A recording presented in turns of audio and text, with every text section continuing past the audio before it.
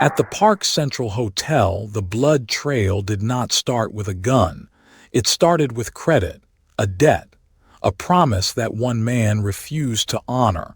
His name was Arnold Rothstein. Some accusations remain disputed.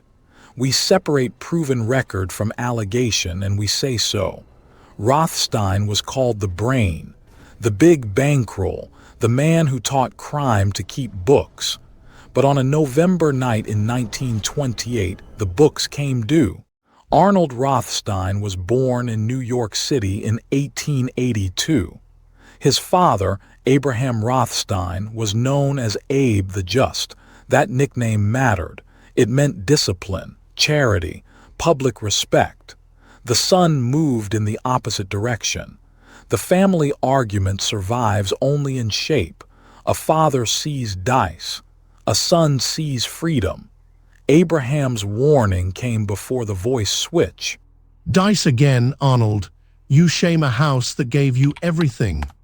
The boy did not need to answer. Silence was already his first wager.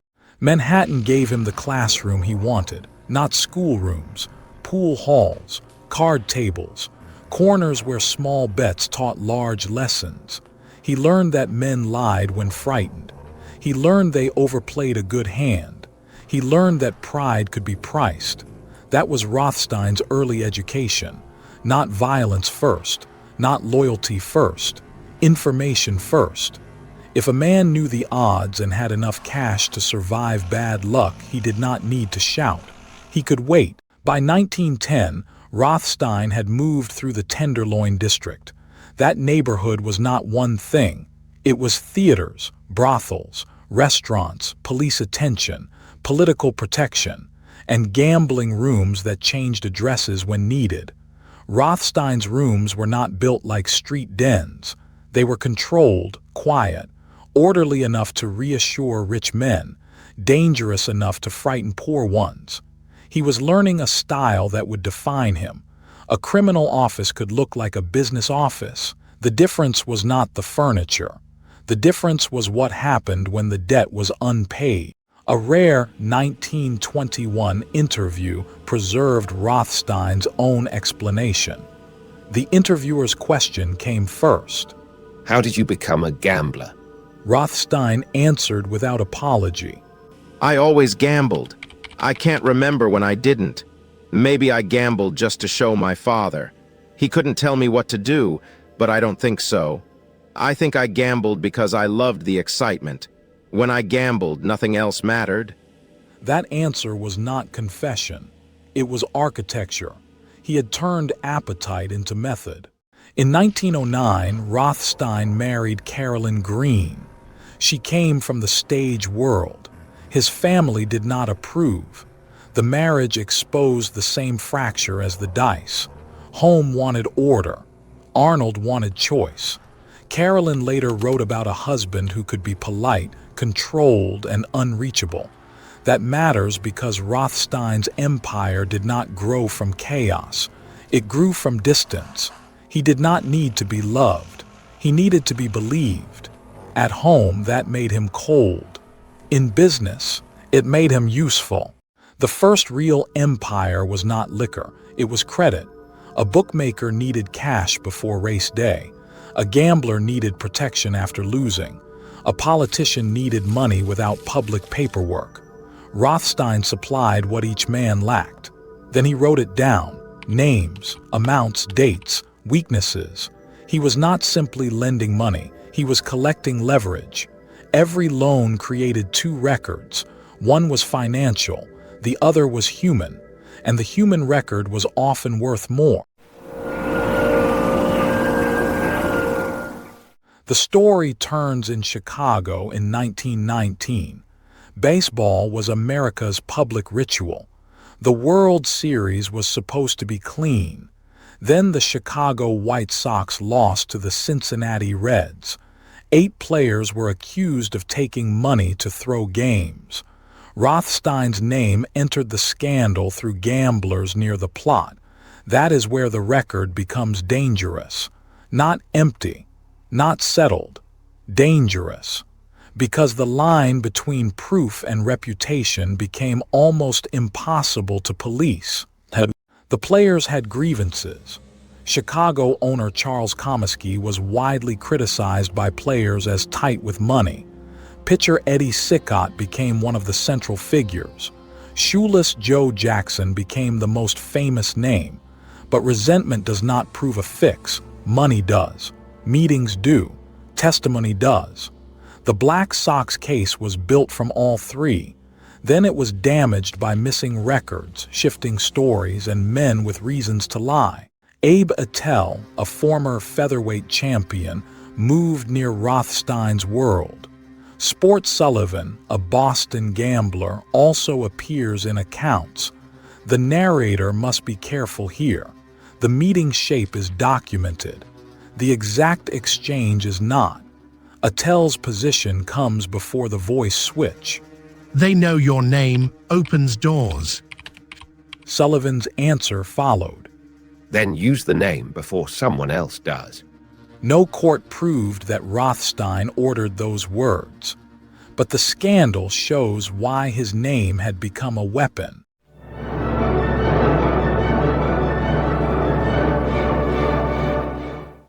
Here is the central problem. Rothstein was never convicted for fixing the series. He was not indicted. Some historians argue he financed or profited from the fix. Others argue his name was used by smaller gamblers. The safest statement is also the most disturbing. By 1919, Arnold Rothstein had become powerful enough that a national scandal could orbit him without proving him. That is a different kind of power. Not innocence, not guilt, influence strong enough to survive uncertainty. Rothstein testified before a Chicago grand jury. His statement was polished, too polished, some critics thought. The narrator introduces Rothstein before the voice switch. The whole thing started when Abe Attell and some other cheap gamblers decided to frame the series and make a killing. The world knows I was asked in. My friends know I turned it down flat. I was not in on it. I did not bet a cent on the series after I found out what was underway. The words denied everything. The shadow remained. The criminal trial did not deliver public clarity. The accused players were acquitted. Key confessions had vanished from official custody. The courtroom could not repair the damage. Baseball did what the court did not. Judge Kennesaw Mountain Landis barred the 8 players for life. His message was simple. The game had to survive. Whether every legal question was answered did not matter. Rothstein watched from the place he preferred, near the center, outside the final verdict. The scandal changed Rothstein's value. Before 1919, he was a gambler with money. After the scandal, he was a roomer with money. That was more useful. A roomer can enter rooms before a man arrives. A roomer can threaten without raising its voice. A roomer can make borrowers pay on time. The Jewish American underworld was not one family and not one command. It was networks, friendships, debts, introductions. Rothstein did not need a crown. He needed everyone to think he could afford one.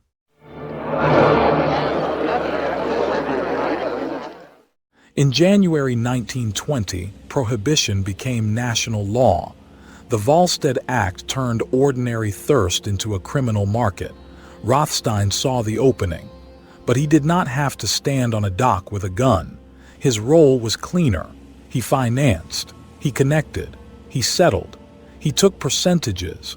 That made him harder to prosecute than a truckman caught with cases of whiskey. The law chased bottles. Rothstein chased ownership of the bottle's journey. Liquor needed routes, Canada, the Hudson River, warehouses, drivers, police windows that looked away. Every step needed money before profit arrived. That was Rothstein's advantage. He could bankroll a shipment, he could advance a bribe. He could lend to one gang and quietly insure against another. This was not street courage. It was liquidity, cash moving faster than the law. When a shipment failed, he still held the note. When it succeeded, he held the percentage. Younger criminals studied him. Lucky Luciano learned polish. Mayor Lansky studied numbers. Frank Costello understood contacts. Dutch Schultz saw scale. Legs Diamond saw opportunity. Rothstein was not their father. That word is too sentimental. He was closer to a market. Men came to him for money, protection, introductions, or permission. They left with a lesson. Crime could dress better. Crime could speak softer. Crime could use contracts, even when the contracts could never be shown in court. His offices mattered. A street boss measured power by men outside a door.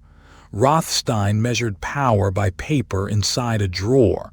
Ledgers, promissory notes, telephone numbers, hotel accounts, political favors. A man who owed $10,000 was useful. A judge who owed a favor was dangerous. A policeman who accepted an envelope became part of the route. The machine did not require everyone to be loyal. It required everyone to be compromised. That was Rothstein's genius and his curse. The narcotics allegations are darker. Contemporary investigations and later biographies connect Rothstein to heroin and drug financing. The exact structure is harder to prove than the public myth suggests. That uncertainty matters. But the pattern fits his method. He preferred businesses where supply was risky, demand was steady, and capital controlled access. Liquor did that. Gambling did that. Narcotics did that with greater human damage. Here, the glamour should stop. Behind the ledgers were addicts, families, bodies. Rothstein treated markets as abstractions. The city did not experience them that way. A borrower in Rothstein's world did not meet a cartoon gangster. He met calm. The collector enters only after the narrator places him in the room. Mr. Rothstein expects payment by Friday. The borrower's fear came next. I need another week. The collector did not raise his voice. You already bought that week. The terror was in the accounting, not the threat. The borrower understood. Numbers could be merciless without sounding angry. The public saw fragments, a racing scandal, a baseball scandal, a gambling room, a whispered loan. Investigators saw something else. A man sitting between legal and illegal worlds. That position was the empire. Rothstein did not abolish older street violence. He made violence more selective. He did not remove corruption. He made corruption easier to finance. The consequence was institutional. Police chased crimes. Rothstein funded conditions. Courts judged defendants. Rothstein invested in the space before defendants appeared.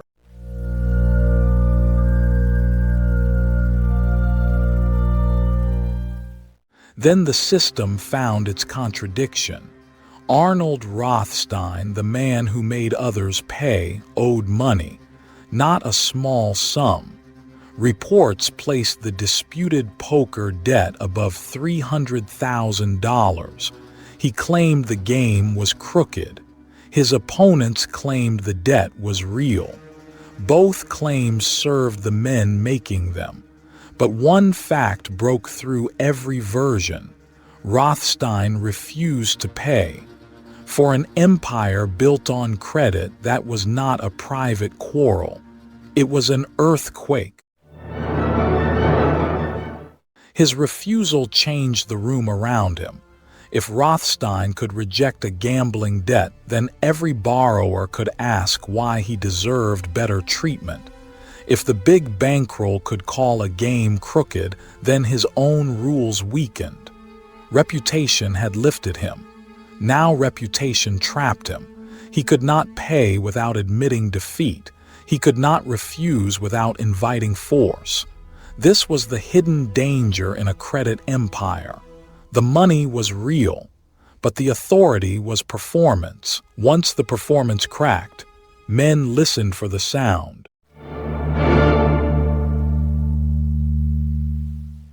On the night of November 4th, 1928, Rothstein went to the Park Central Hotel. Police reporting tied the meeting to a high-stakes car debt. George McManus became the central suspect. Other names moved through the case: Jimmy Meehan, gamblers, witnesses, men who knew too much and remembered too little. Rothstein was shot inside the hotel. He was found near a service entrance. A man who had entered by reputation was carried out by wound. The image is almost too perfect, which means we should distrust it. A gambler bleeding through a luxury hotel, a debt behind him, a city waiting to see if he would talk. He was taken to Stuyvesant Polyclinic. Doctors operated, police waited. Newspapers prepared the legend before the body cooled. Rothstein had survived by knowing what to say. Now detectives wanted one useful sentence: a name, a shooter, a break in the code. The hospital exchange became part of underworld folklore.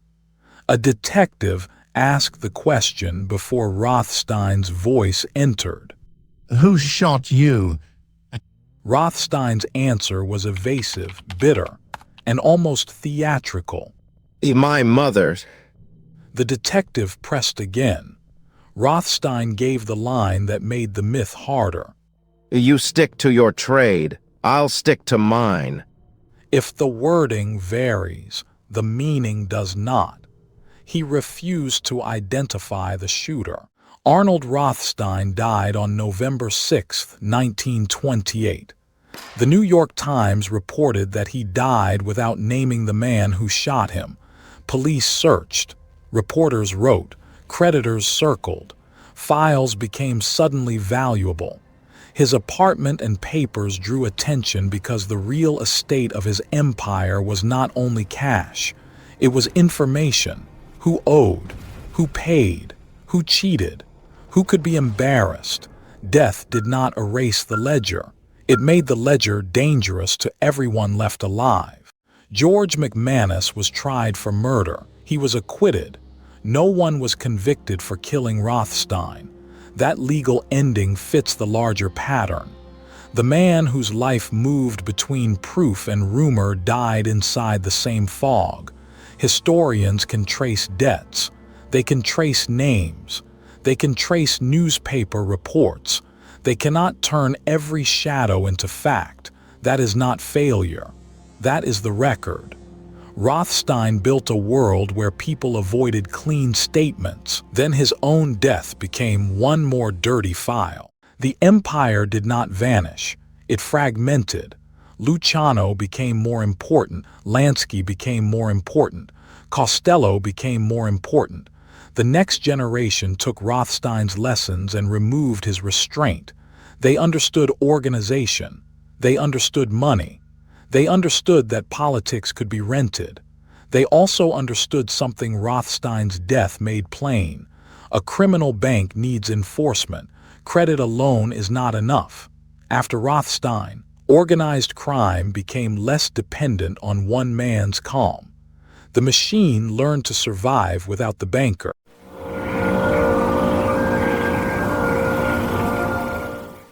Culture kept his silhouette. F. Scott Fitzgerald shaped Meyer Wolfsheim in The Great Gatsby from the legend of men like Rothstein. Damon Runyon turned Broadway criminals into language and myth. But the real Rothstein was colder than fiction. He was not the loud gangster in the alley. He was the quiet man at the table, the one who knew what everyone owed. At the Park Central Hotel, the blood trail did not start with a gun. It started with credit, and credit, in Rothstein's world, was never just money.